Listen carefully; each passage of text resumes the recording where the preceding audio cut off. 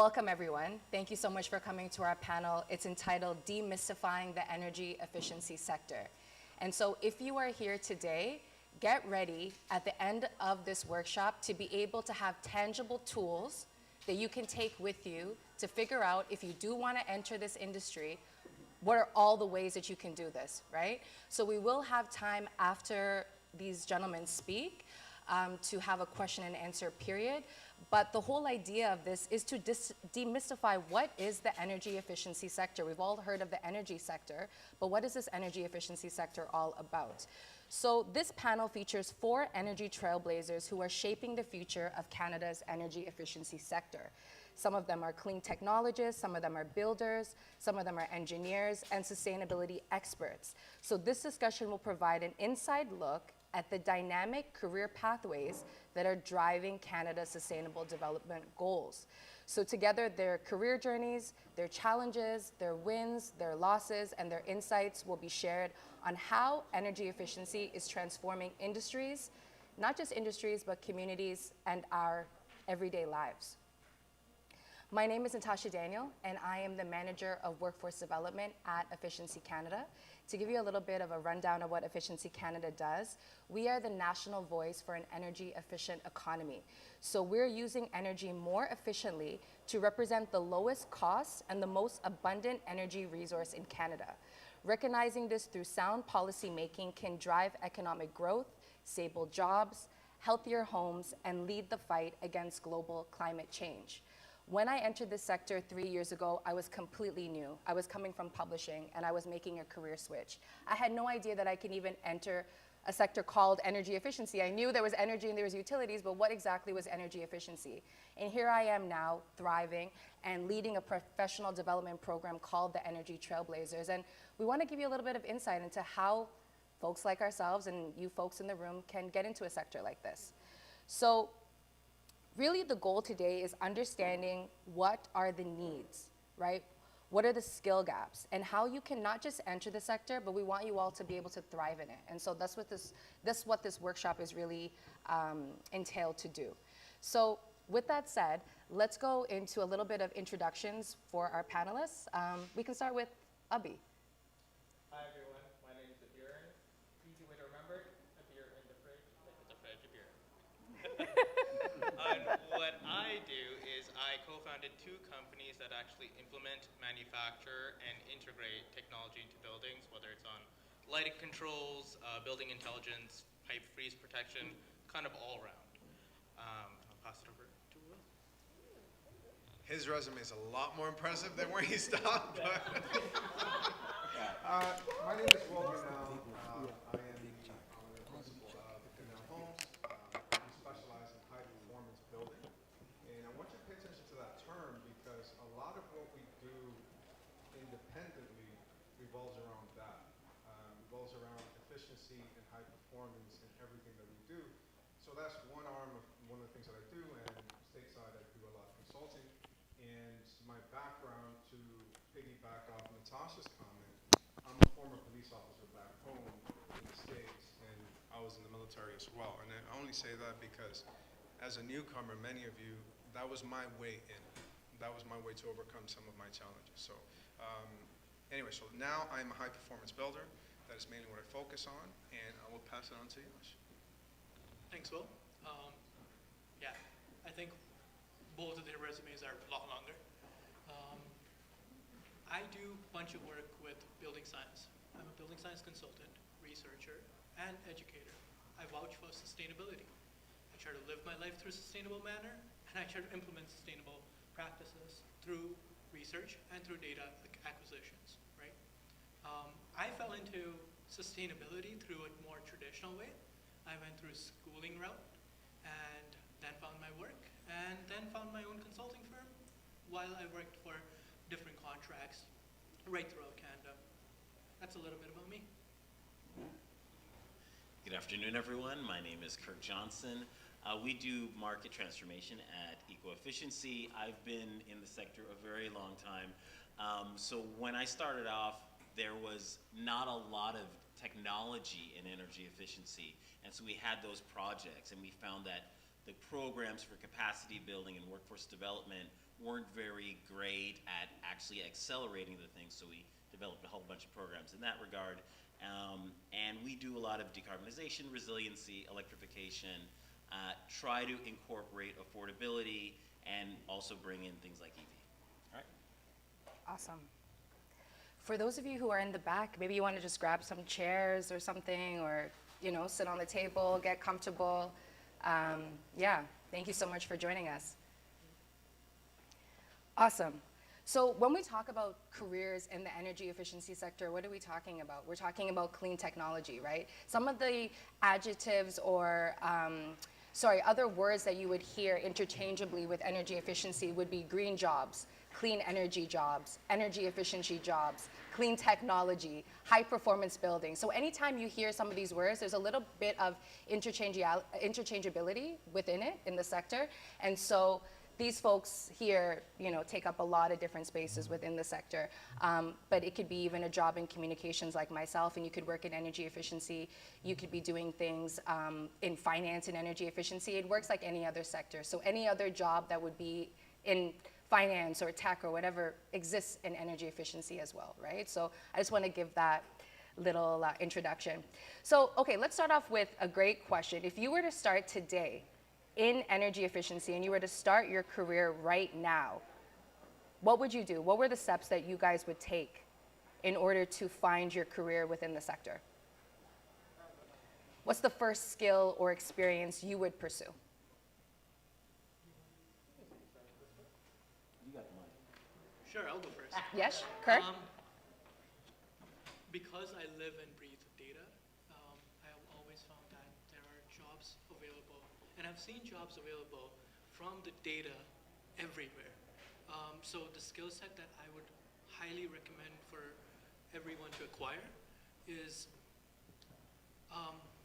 try to see what you already know and what you can tack onto.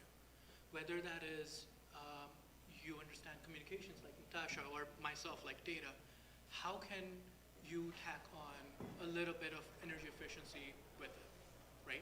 There are a bunch of skills, there are a bunch of avenues that you could take, whether it's, whether you're on the floor, like hands-on building construction, there's a method to involve sustainability within it. For example, through a high efficiency construction, right? There are different avenues that you can take. And a big sector right now, which is growing, is also optimization and supply chain.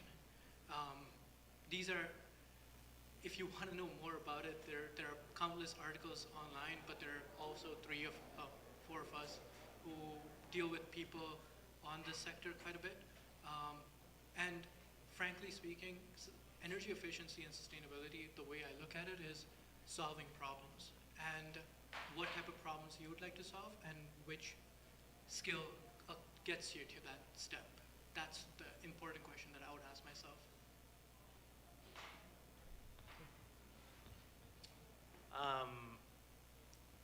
I think actually on my side of the fence, and I actually believe it may be true for everyone here too, when I went to school, and it sounds weird to say that, but technically not too long ago, I had no idea what I wanted to do. It may even be in energy efficiency, absolutely no idea. I use school as a foot in the door to see what I want to do next, but it's all about skills. It's all about knowing what you're good at and figuring out how to actually implement that in your job. For me, it was talking way too much, so figure out how to do that. Problem solving, figured out how to do that. And honestly, it's also just the little bits. I thought I was going to go a very, very technical route, and then today it seems technical, but what I do is being a lot more on the connection side of the fence. And I think figuring out those skills, especially when you're entering that job force, figuring out how to highlight those, whether even it's in your interviews or what you want to do next, it's the most important thing. And I tell that even to my cousins who are also looking for work in the next generation. You know, it's funny. A lot of what I'm going to say is probably going to piggyback on what Yash and Abhi already said, and you're going to see commonalities in it. And I have to write things down for myself before I forget. But if I were starting today, I wouldn't necessarily look for energy efficient jobs. And I'll tell you why. And like Avi was saying, focus on the things that you're good at, double down on it, and do your research as to what makes sense. And I'll explain it this way. So if I were to look, I have to look at my existing skills and how can I meet the industry needs. So in other words, how do I bridge the gap between my skills, what I already know, and the policies demands? And if you focus on those things, then essentially that will be your foot into the energy efficient world. So focus down, my biggest takeaway is focus down on the things that you're already great at. Avi, he's an amazing salesperson. He's very knowledgeable, but we play this game, I gotta say, we play this game, we have to memorize things, and he won, obviously, because he's really good at reading people. But, and an academic over here, so we focus on the things that we're good at, and we find a way how to bridge the demands of the industry.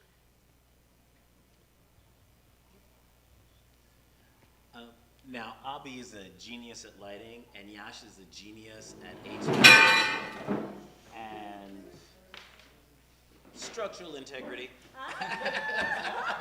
is a big and growing skill gap. Yes.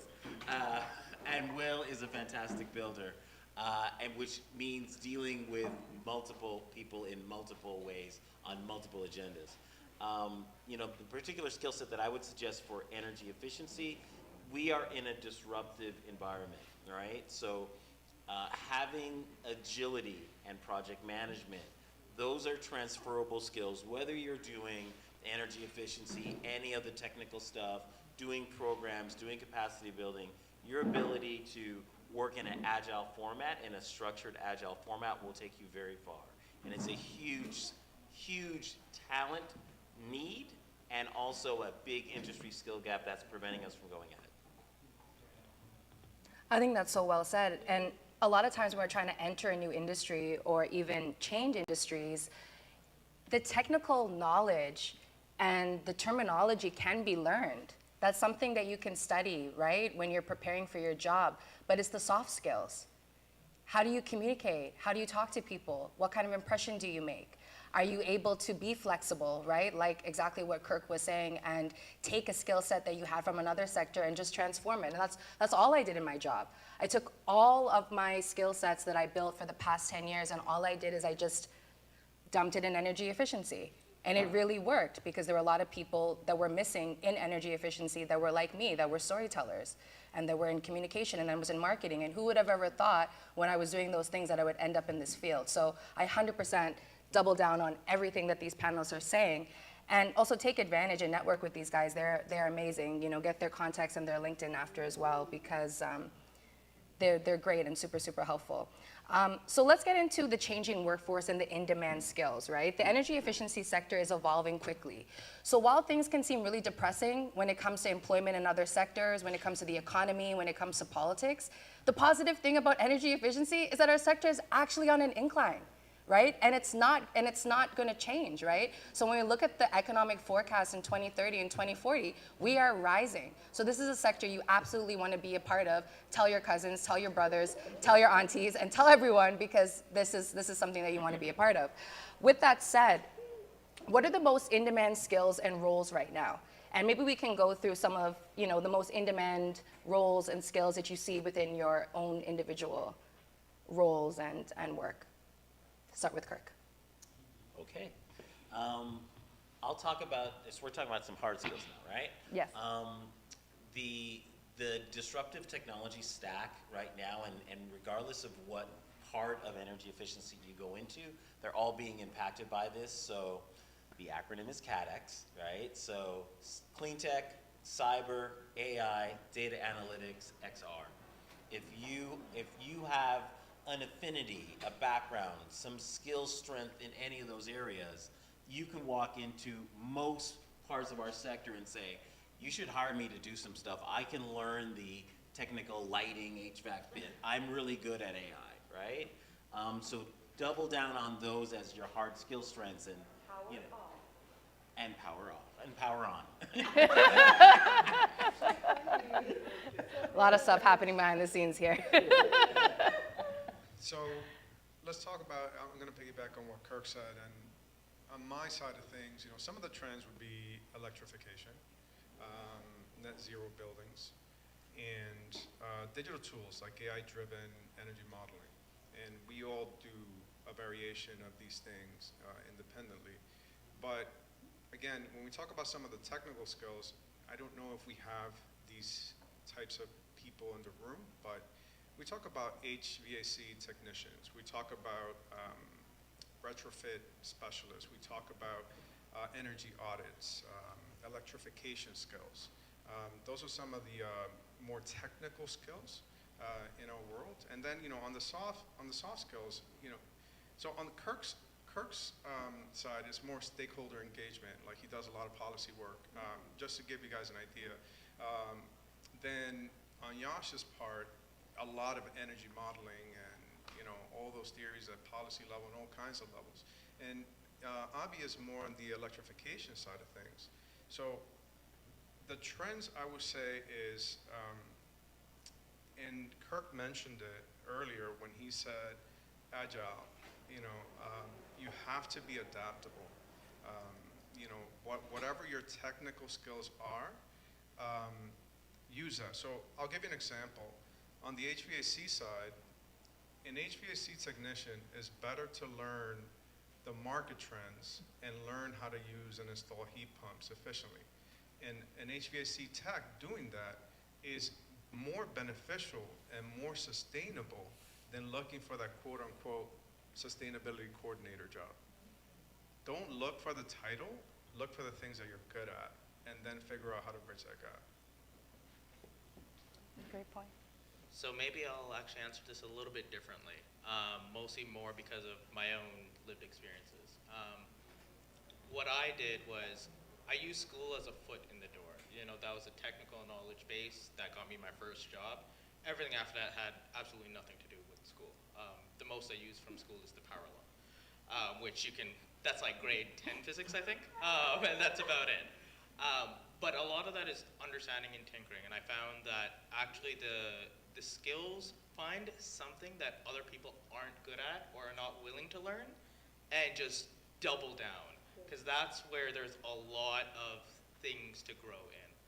Even today, there's very few people that understand lighting and controls and theory to the extent that exists today, and that's where I flourished, just sitting down and understanding what other people did not understand. That's a great point, Abhi. And I just want to add something really quick. I was watching a Diary of a CEO podcast, and they were talking about that. So I graduated with an English specialist degree. I don't know if you guys have checked how much journalists and writers are making these days. Not that great. So a writer within print publication, when I compare that salary to a writer, let's say, who's a medical writer, or a writer within energy efficiency, or someone that's within marketing, the difference in pay gap is immense. So I just want to double down, like take your skill set and find where it's not being met, where your skill set's in demand, and that's where you can obviously make more money, right? And it's less competition for you. But go ahead. A skill set that I have noticed that a lot of people have, I believe that a lot of people should acquire very quickly, is something that I like to say it's a hard skill, but people argue with me, is systems thinking. Understand how one system, HVAC for example, how does that impact someone living inside that space? Why do they even need heat? In Canada it's obvious, let's not go there, but why do you need heat? Why do you need fresh air? If you start analyzing the way you interact with the buildings, I can guarantee you'll find your skill set. Just figure out how you interact with buildings. As simple as this. How do you feel right now? Are you cold, warm? Why are you feeling like that? Just look at buildings. And if you start looking at buildings, you'll find things wrong, and then when you find things wrong, try to figure out how you can fix it, and there you'll find your skill. Majority of the time, like Natasha said, it's the skill set that you already have, and you will go on from there. Whether it's writing, whether it's technical, you'll find it. Awesome. I'd like to just kind of follow up with that a little bit. Are there specific certifications, training programs, or pathways that can accelerate folks into the industry right now? I'm just going to go to you because I know you know this really well. Okay. There are, and I'll break it down for the different areas. So on the trade sides, there's obviously the skill pathways. TCBN is fantastic at that stuff. Talk to them on the skill trades, and everybody's out there, right? When it comes to AEC, architecture, engineering, construction, architecture and planning, you've got ULI. You know, on the engineering, there's ASHRAE and AEE. If you're interested in things like energy program design and stuff like that, there's something called AESP, Association of Energy Services Professionals.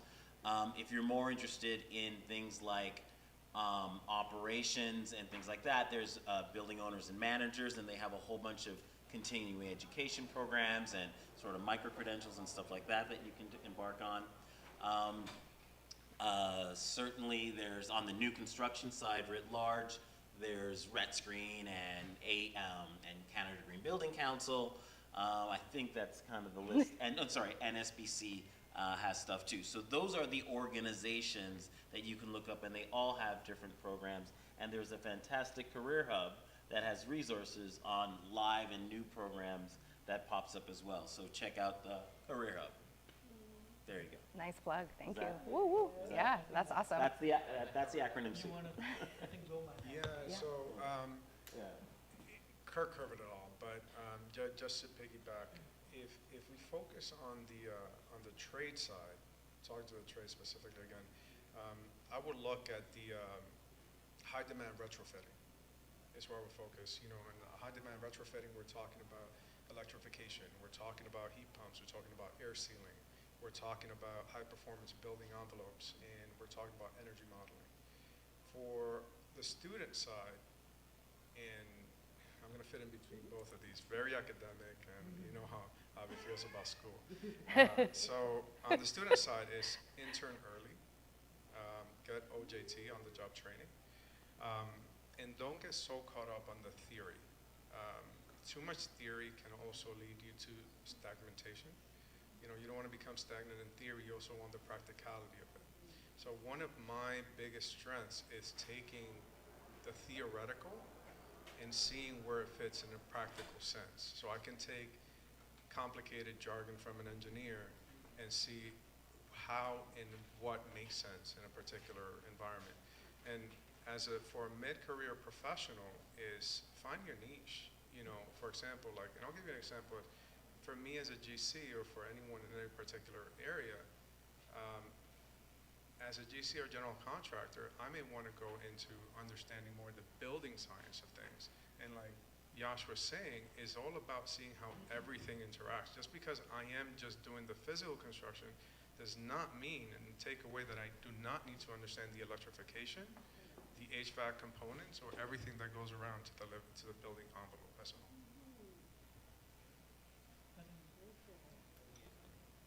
No, that's awesome. And just to give you guys a little bit of context, when we talk about greenhouse gases and lowering our carbon emissions, buildings take up the third largest portion of carbon emissions in Canada.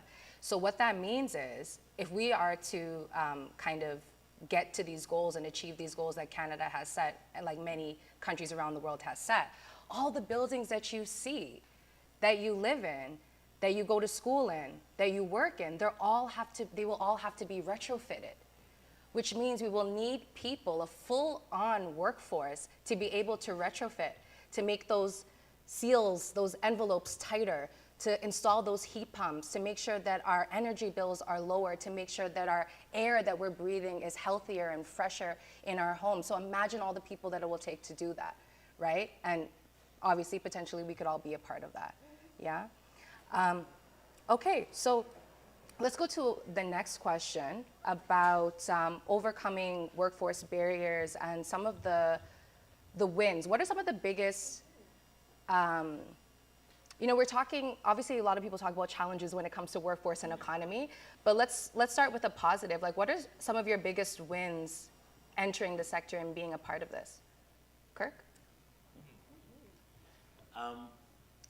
the the big wins for me, and in a way that we can be future forward on it, right, is the ability to anticipate the tides, right? Right? We can't figure out the waves, and it's changing every hour on Twitter or whatever it's called now, right? But you can predict the tides, right? So the province has a $10.9 billion electrification program. That is a tide, and that is a 12-year tide at $900 million a year of incentives for projects that will be built, right?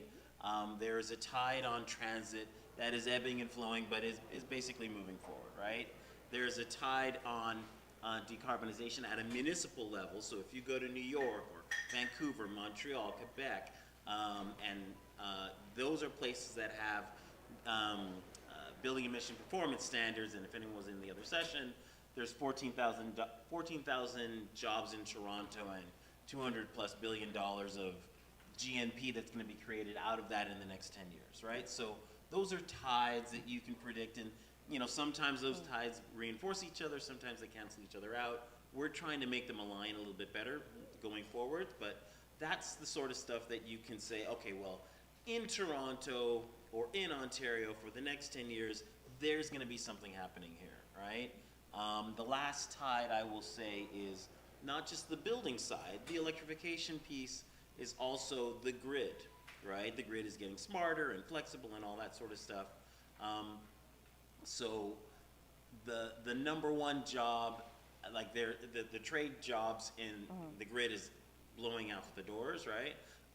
But the other office jobs are electrical engineers and cyber specialists. It's not oh, we're building the grid, I need a cyber specialist. Yes, you do, right? So those are some of the things that was a skill for me. Seeing something coming, I know it's coming. I will be ready when it arrives and be primed so that I can take full advantage of that opportunity.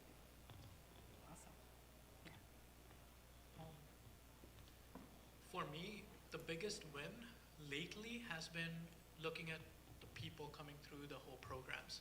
Specifically when I teach undergrad and graduate courses at TMU, the people are coming in with dire need of passion, and they're coming in with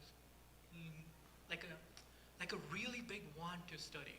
And it makes my life as an educator a win-win-win, because I get to fulfill the knowledge that the students want to have, but at the same time look at them when they succeed in the industry, right? So there's that whole educational transformation piece which is happening. And lately, I've seen the transformation from the housing sector when the builders, such as Will, they're like, yeah, we can't really pick up your call because we are on the go all the time. It means that their work is in high demand. And it shows that, you know what, maybe if their work is in high demand, maybe I should look for jobs over there. And that's what a lot of people have started to do. And these conversations that we talked about is growing. And another type of, very honestly, when I walked into the room, right over here at the back, there was a blower door fan. Last 2.5 years, I've been working with NRCan and NRC to figure out airtightness of heritage buildings and how we can improve it and what does it actually mean for people. So even a niche thing like that can be hugely impactful. So that's what I would say. When we think about barriers, there are the simple barriers. And what I call about the simple barriers is, it refers back to the old proverb of my people perish for the lack of knowledge. And, we talk about the lack of knowledge of the field. We just don't know enough about the industry. Then we talk about the cost and time of certifications because, like many think that we need to adorn ourselves with all these different certifications in order to do something. That is what I still like to call a simple barrier. People perish for the lack of knowledge. And then the other one is limited knowledge or diversity in the field is what I like to call. I call it a simple barrier, but because there are more complex issues. And when we talk about some of the more complex issues. We talk about the government, because the government is setting very aggressive goals on decarbonization, but we don't have the workforce to execute it. So I'll be speaking specifically on the trade side, because when we talk about the trade side, you got the stakeholder piece, you have the auditing piece, you have electrification. It's not going to go away. It's a big factor in this. You have HVAC. It's a big factor in this. You have all these other trades. And as much as they want to say, like, you know, we want and we need these people, there's just not enough. For example, like, I know so many students that come up to me and say, well, I need to get into an electricity company, and they're not hiring. And it's like, we have so much work to do, but yet, you know, so simple.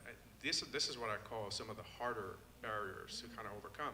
And then when we talk about the, you know, there are so many roles with energy efficiency. Yes, there are, but let me be clear about this. There are extensions of current roles. As far as new roles, we have energy monitoring, auditing, and controls and all this, but as far as pre-existing roles, we're still going back to traditional trades, where the HVAC is just learning heat pumps. Electrification is just learning better usage, low voltage, and all kinds of other things.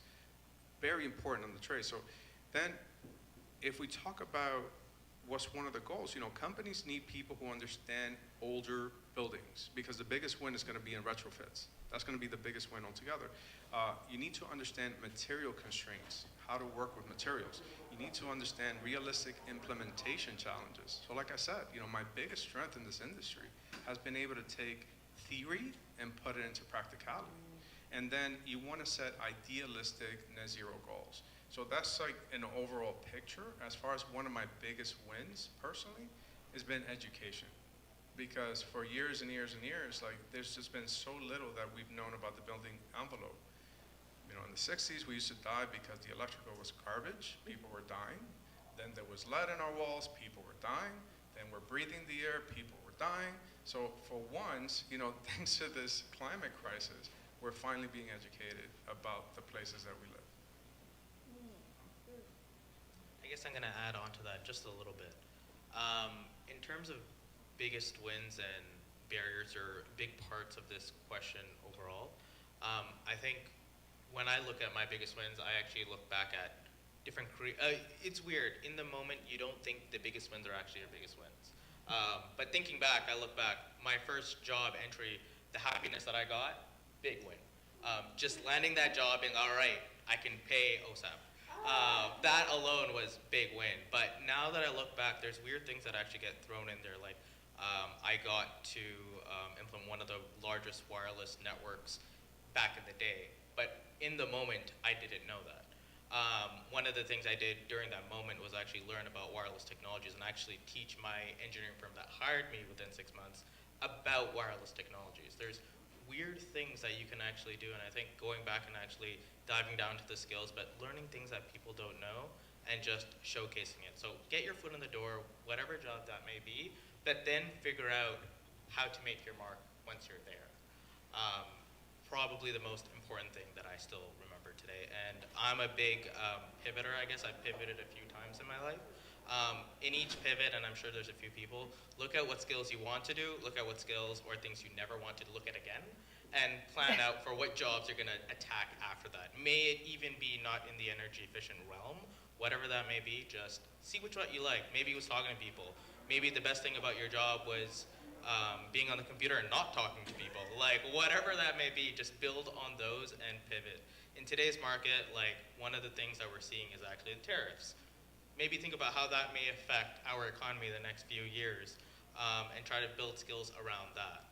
Just a little, big little ifs and theirs and buts. Absolutely. So Abhi, are you telling me that energy efficiency is not this alien sector that exists outside, that really energy efficiency is just an extension of everything that we're already seeing in our world, right? With energy, with transportation, with mechanics, with building, with all of it, right? So it's not this unknown world. It's not magic. No. They say, there's a saying, I'm going to paraphrase it, but technology that's so advanced that it appears like magic. It's not magic. You can deep down and deconstruct anything and figure out how it works together. Absolutely. So we don't have that much time left for our panel today, and I'm sure there are some questions that folks have in the audience, so I'd love to get to those before we conclude. Oh, I see a hand in the back. Yes, go ahead. Hi. Hello, my name is Grace. I'm an upcoming self-upcoming carpenter because I've done some training. Thank you. My name is Grace. I've done some training in carpentry, so that is the focus of my question, probably to the contractor. With the focus to carpentry and drywalling, what is a place of sustainability and green building?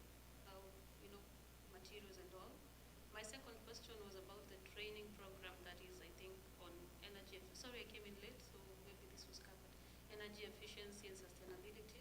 Which college is this, and what program will it be? Amazing question. Thank you so much.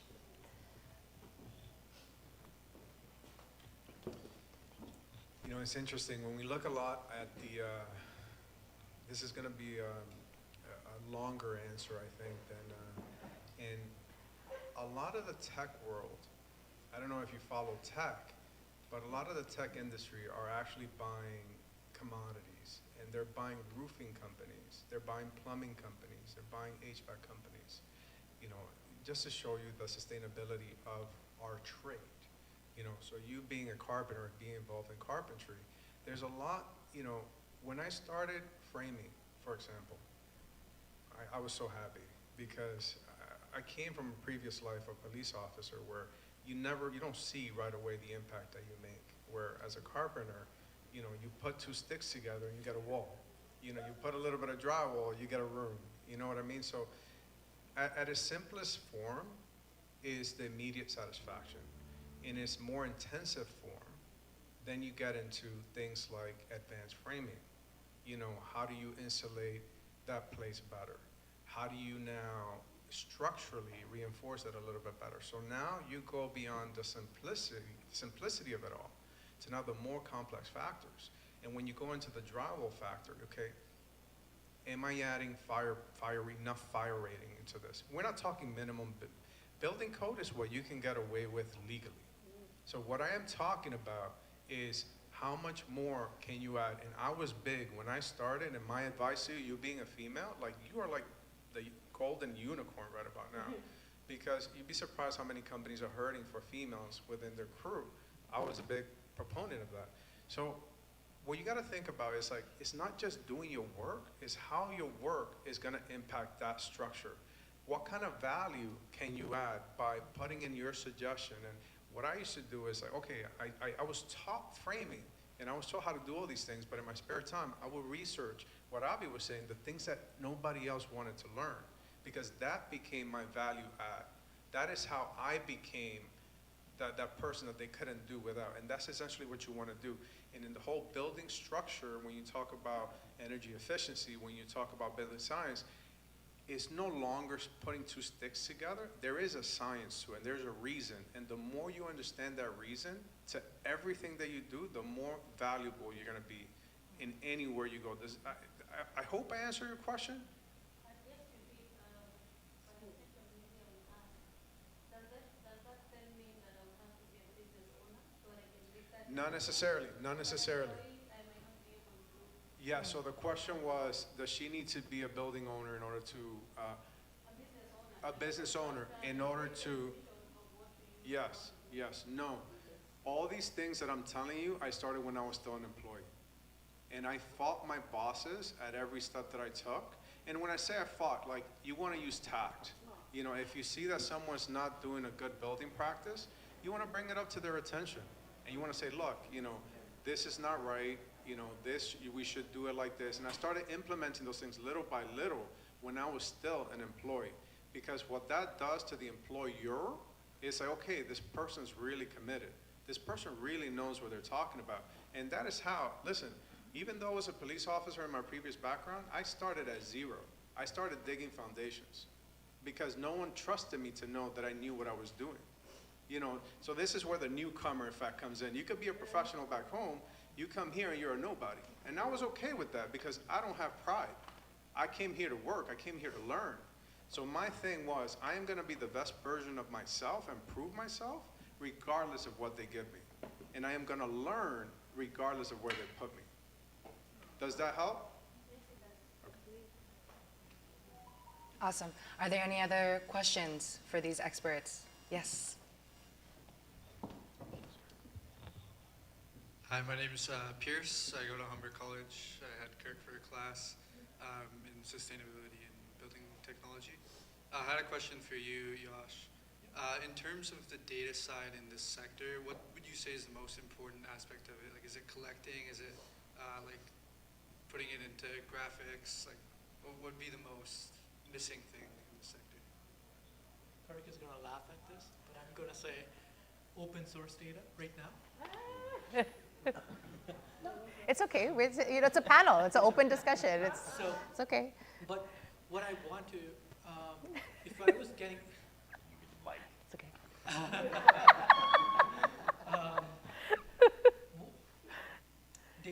data is really cool right now. The way that it's collected, the way that it's integrated, and the way that it is being used. So there's different processes within it. But what's more interesting is how a user, whichever data collection that you're going to deal with, how a user is going to interact with it.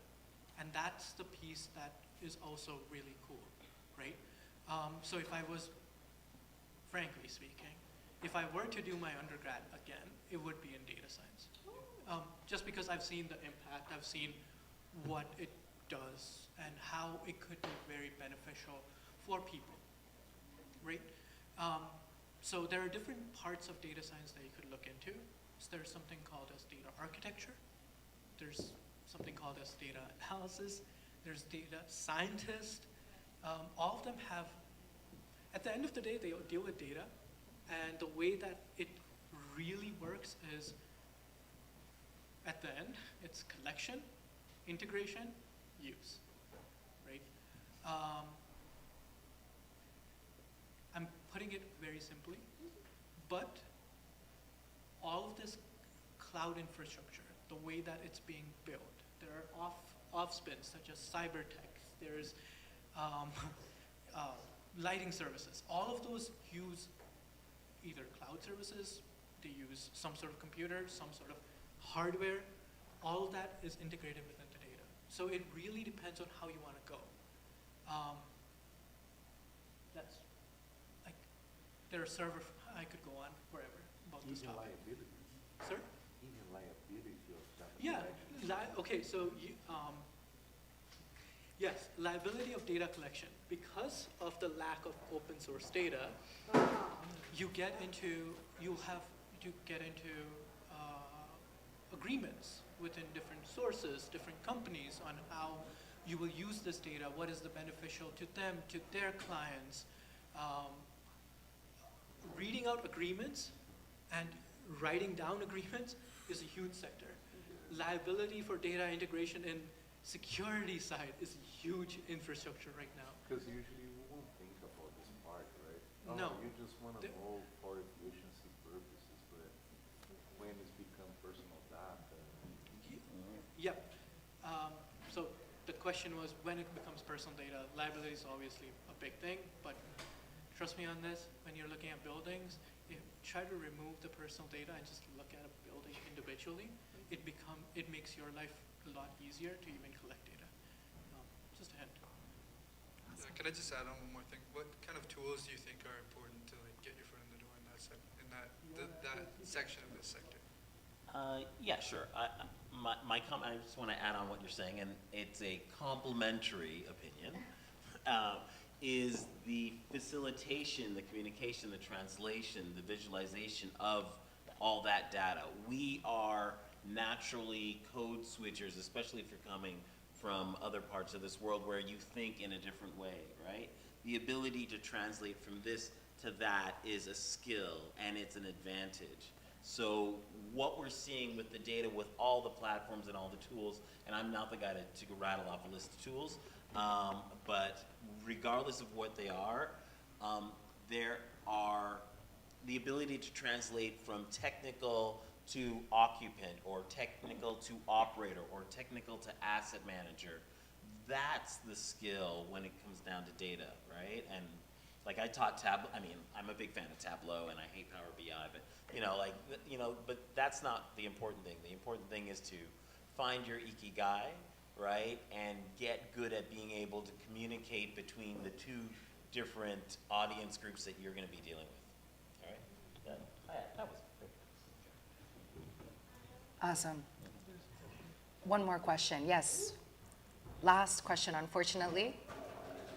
Hi, I'm Charna Casey, and I'm studying architecture technician, but I wanted to ask, like, how creative writing can be, like, a part of sustainability and, Yeah, absolutely. I did not think the question was going to be to me for the last one. Okay. I would say that something that the energy efficiency sector is in dire need of is something that Kirk has just mentioned, translators. Every single sector needs a translator, right? Whether you're in the medical field, whether you're in tech, whether you're in energy efficiency, whether you're in energy, you're gonna need someone that's gonna be that middle person to take all of that technical knowledge, all those acronyms, all that nerdy talk that people like these guys have an amazing time doing, and then you bring someone like me, and I'm like, how do I take that and translate that to the general public? How do I make this as accessible as possible so that if I only have a minute with you, in that minute, you have an idea of what you can do to turn around and figure out, how to get more information or more involved or become more energy efficient in your personal or your professional life. So I would say that translators, marketing folks, communication folks, writing is always necessary. It's not going anywhere. And I would say that because there are so many writers in particular areas, it becomes overly saturated and overly competitive. But again, if you just move over a sector, if you just take those skill sets, package it, and put it somewhere else, you have less competition, and you're swimming above waters, right? So, yeah, I would say, does that help you? I'm actually going to add one more thing to that because yours was very specific to the architectural technician, correct? The architect, so for a building owner of some kind, usually the architect and the GC are the 2 points of contact for an owner.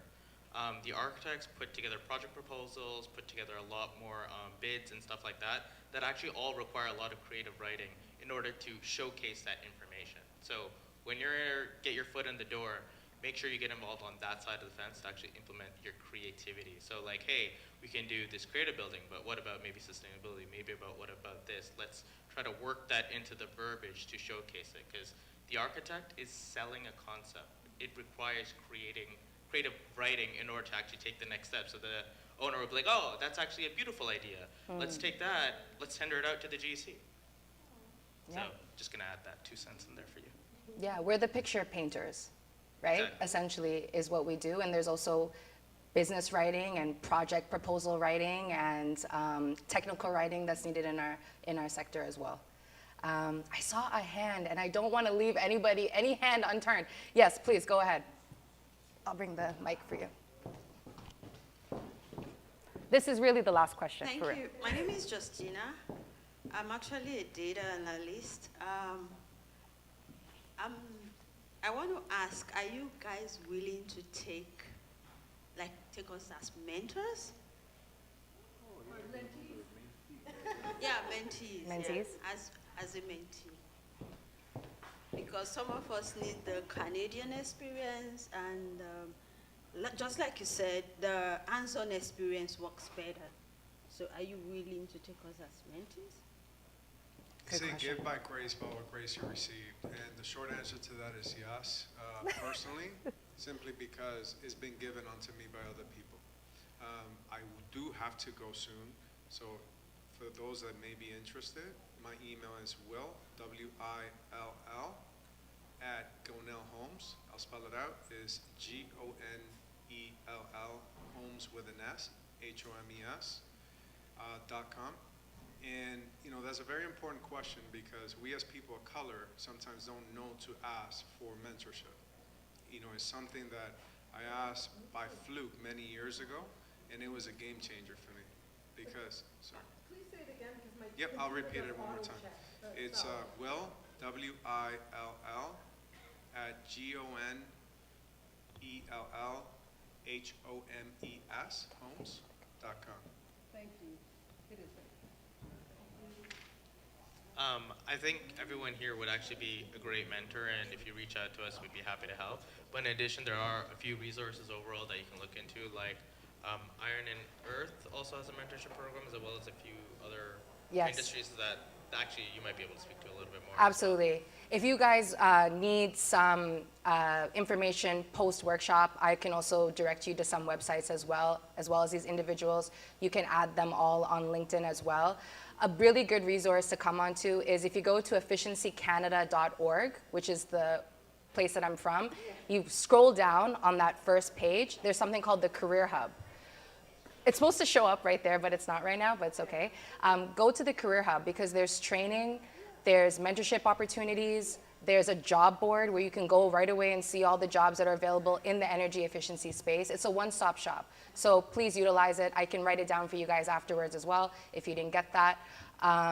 And yes, we have a mentor match, so thank you, Will. That's very nice of you. That's awesome. Concluding, thank you so much. Well, thanks for your service. Yes. Concluding thoughts? You guys are at the right place at the right time. Know that there are a lot of disruption that is happening, and you know, for the person that was talking about carpentry, for example, there's somebody outside who is doing stuff on carpentry specifically. Mass timber is going very big right now, right? So there's specific niches in each of your sectors. In HVAC, it's like thermal storage, and lighting, it's like, you know, LEDs, and, you know, smart grid and stuff like that. Yeah, sorry, stealing his thunder, as usual. But like, find those little kind of veins of high demand, right? And that's where, you know, things are happening. I would also look at retrofit. Construction's kind of doing a thing, but retrofit's going down, right? Let's get a picture of those guys. Oh, I am. I'm Okay. getting it all. I'm All getting right. it all. Done. All Yeah. right. Go Final ahead. thoughts. Go this way. Um, That's awesome. Everyone with energy efficiencies sector never has a straightforward path. Just remember that. Everyone has a different story. They all, like my undergrad was in geological engineering, nowhere near buildings, right? And I used my master's degree to get into buildings. So what I'm trying to say is that if you have a path that's not straightforward, it is A-okay. And frankly speaking, this is the right industry because no one has a straightforward path. All of us fell into it. Some of us wanted it and fell into it. And some of us were looking for work and just found it at the right spot. And like Kirk said, this sector, the way that it's impacting everyone, whether you like it or not, it's being transformative. And I could say very confidently that it has been a service provider sector, right? And it is, for fun, just go home and look at the population of Canada versus the amount of homes that we have constructed, and you'll find your answer. Very nice. I guess I'll add my 2 cents. Overall, I'm a huge believer in pivoting as to whatever you may have studied into whatever you may end up doing. So whether or not you have a specific technical training, don't feel like you can pivot and or cannot pivot into something. But importantly, look at the skills you're good at, look at what you want to do for the rest of your life and actually focus on those skills, but also learn things that no one else wants to learn, and just, you'll end up growing naturally in a very, very big way. So thank you for having us. Thank you. That concludes our panel. Thank you guys so much. Thank you. Good luck. Good luck with your career journeys. Oh my gosh, thank you. Okay, we have someone here who was in this workshop, and we would like to know, what's your name? I'm Grace Wangondu. Grace, after participating to this workshop, what are your impressions? What did you learn about? What did you learn in it? Wow, a lot. First of all, I think it's one platform that has brought me a great deal of insight in terms of sustainability and the opportunities that are out here. I'm in the construction industry, so just learning that there are ways in which we can contribute to sustainability and reducing our carbon footprint has brought, a lot of insight. And the knowledge that even that there are colleges that are offering these kinds of courses, I didn't know. So now I'm in the know. So I really appreciate the panel for doing that. If you have some 2 or 3 words for the organizer, what can they be? Oh, I think I have more, but I would say thank you for preparing this kind of panel, this kind of experts to come and talk to us, and this kind of discussion in the first place, because I think sustainability needs to be discussed more and more. Building green needs to be part of the system, like everybody needs to adopt it. So thank you for this initiative. You're welcome. Thank you so much. Bye. We are still live, and we have someone in French. Yeah, please, she can come. Hello. So we are live, and the camera is here, please. Ok, c'est en français. Oui. Alors là, ça c'est les live. Donc ce qui fait qu'on va se mettre de ces côtés. L'équipe technique vient de nous dire qu'il faut qu'on se déplace un peu. Ok, voilà, c'est tout ça. Quand on est live, c'est ça. Ok, alors, c'est prêt? Ok, alors nous sommes en direct. Vous avez suivi l'atelier ici. Quelles sont vos impressions? Avez-vous appris quelque chose de nouveau aujourd'hui? Est-ce que ça va vous aider au fait? En fait, c'était très intéressant. Aujourd'hui, j'ai expérience parler avec beaucoup de personnes dans le domaine de construction. Et, aussi, juste maintenant, j'ai participé à un atelier sur la durabilité. C'était quelque chose que je ne savais pas avant.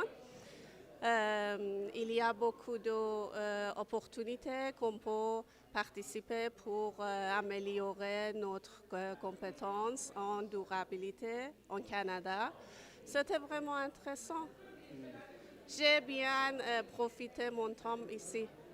Vous avez bien profité de votre temps ici. Il y a d'autres francophones qui nous suivent maintenant. Et si vous avez quelque chose à leur dire, parce que ça se fait annuellement, une fois par an. Donc, on sait que l'année prochaine, il y aura une autre édition 2026. Si vous avez quelque chose à leur dire, ce serait quoi? Je vais participer la prochaine année, ça c'est sûr. Mais ce sera plus intéressant si il y aura les compagnies qui parlaient à propos du projet qu'il fait dans les choses vertes et comment il fait ça, donner plus d'informations sur ça d'étudiants, spécialement lesquels viennent des autres pays. Donc, je pense que ce sera très profitable. Oui. Merci beaucoup. De rien, mon plaisir. En fait, on continue notre live ici sur TCBN. On vous remercie. On a un autre francophone qui nous attend ici. S'il vous plaît, à vous. Ok, aujourd'hui on a plusieurs francophones. J'ai mon frère ici. Alors, il va... Oui. Ok, c'est tout simplement nous donner vos impressions après avoir suivi l'atelier. Et vous avez aussi visité les kiosques qui étaient là. Alors, tout simplement, c'est quoi vos impressions? Est-ce que ça répondit à vos attentes? Merci beaucoup. Ça a vraiment répondu à mes attentes. J'ai visité beaucoup de gens qui... C'était comme l'exposition. Donc, on nous a montré tout, comment accéder à l'industrie de construction ici. Donc, j'ai tout beaucoup vraiment compris ici. Merci beaucoup. Donc, ça a été bénéfique pour vous. Et j'ai même oublié de vous demander c'est quoi votre nom? Oh, je m'appelle Tudor. Tu dors. Donc l'année prochaine, on sera encore ensemble. Je crois pas. Mais peut-être, pourquoi pas. Mais parce que là, je compte à trouver un emploi parce que j'ai parlé à beaucoup de gens ici, beaucoup de compagnies. Je quelque chose. On souhaite ne pas vous voir l'année prochaine parce que vous serez déjà en train de travailler. Ouais, je compte bien à ça aussi. Merci beaucoup. Je vous en prie. Merci. On a une autre personne. Pardon, tu m'as levé. Ça va pas être long. Oui, ça va pas être long, c'est juste deux petites minutes. Ok. Alors, on a un autre francophone aujourd'hui. Donc, j'ai pensé même pas retrouver beaucoup de francophones ici en Ontario dans c'est bon? Ok. En fait, je parle en français et mes techniciens comprennent presque rien en français, mais... Ok, mon frère, dis-moi, vous avez participé aujourd'hui. Quelles sont vos impressions? Est-ce que vous avez trouvé ce que vous êtes venu chercher aujourd'hui? J'ai trouvé plus que ça même. J'ai trouvé des connexions. Les personnes que j'ai parlé avec, c'était très bien. L'information que j'ai pu atteindre, c'est comme... c'est pas trouvable partout comme ça. Même si c'est partout, mais si on ne sait pas là où aller. Mais avec cette organisation qui nous guide de façon à savoir là où aller, quel genre de personnage qu'il faut, quel genre d'employeur que vous êtes capable de parler avec et tout ça. Alors c'est très bien, j'ai bien aimé. À tout le programme que TCBN va avoir, compte sur moi, je vais être là. Ça c'est vraiment bon d'entendre ça. J'ai même oublié de demander c'est quoi votre nom. Oh, mon nom c'est Eveny. Si vous avez quelques mots aussi à dire aux organisateurs, ce serait lesquels? Quelques mots, c'est, j'ai pas vraiment d'autres choses à dire parce qu'ils continuent de faire du bon travail. Alors, ils font du bon travail. Alors, c'est tout ce que j'ai à dire. Ce qu'il fait déjà, c'est déjà comme top. Alors là, moi, de dire quelque chose pour eux qu'ils fassent, c'est comme, je trouve pas d'autres. C'est juste que continuez de faire ce que vous faisiez et puis c'est tout. Eh bien, continuez de faire ce que vous faites. Les gens apprécient beaucoup. Ouais. Merci beaucoup. Merci. Bon, nous, on va continuer notre live. Et on vous souhaite aussi bon retour à la maison. D'accord, merci. Ok, au revoir. C'est bon, alors c'est le live qui continue. Bon, ici on a une des sponsors. On va d'abord savoir, c'est quoi votre nom? Anastasia. Vous représentez quelle compagnie? WCG. Et c'est quoi WCG? Qu'est-ce qu'ils font? Nous sommes partenariat avec Emploi Ontario pour... est-ce que ça c'est live? Oui. OK. Alors, on aide les chercheurs d'emploi pour recevoir des emplois et on essaie d'enlever les barrières pour les chercheurs d'emploi d'avoir l'emploi. Quand vous dites enlever les barrières, quel genre de barrières qu'il y en a? Peu importe, alors des barrières de transportation ou d'avoir des vêtements pour un emploi ou des fois des minutes de téléphone, des choses comme ça pour n'importe quoi qui rend des difficultés aux personnes d'avoir un emploi. Oui. Et pourquoi c'était important pour vous de s'associer à TCBN pour cette foire d'emploi? On veut toujours nous rendre dans la communauté, parler avec beaucoup de gens, rencontrer beaucoup de personnes et notre consultant d'emploi travaille beaucoup avec vous à TBCN. Alors, c'était un partenariat qu'on a fait depuis beaucoup de temps et on vous aime beaucoup. Okay, merci beaucoup. Et comment est-ce que vous avez trouvé l'organisation de TCBN en tant que sponsor? Est-ce que vous êtes content? On est live, hein? Oui, nous sommes très contents. C'était une journée très, très excellente.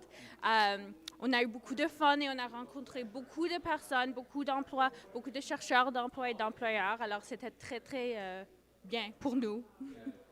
Merci beaucoup alors. Merci bien. Au revoir. Au revoir.